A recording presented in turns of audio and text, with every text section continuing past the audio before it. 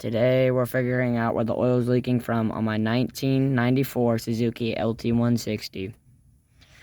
So I started off with cleaning all the oil off, and I noticed that there was oil leaking from this shifter seal right here.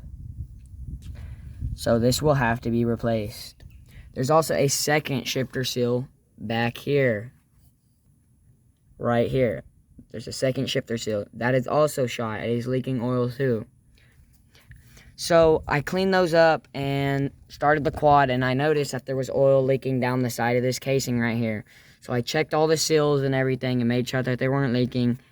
And the seals were not leaking, but I took the sprocket off and the nut and everything, and I've noticed that there's this residue, like when I rotate this, there's a like oil. So what I am assuming is I have to figure out how to get this rounded bolt off first. But I got all these other bolts on this plate to come off, so I'm going to pull this off. And I'm assuming this shift shaft seal, the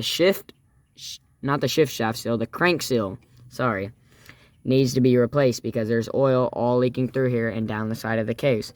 So all three seals will have to be replaced.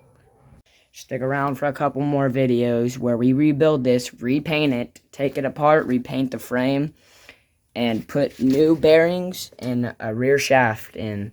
This is a 1993 JR50. Starting off with painting the rims black. We have to replace the tube in that tire, and I have a whole new engine rebuild kit ready to go. We are going to paint the frame all black and burn the oil out of the muffler and repaint everything. So stay tuned for that. This is also my RM85. We are currently putting parts on it right now. We are putting new brakes and brake calipers on it. So stay tuned for this later in the future.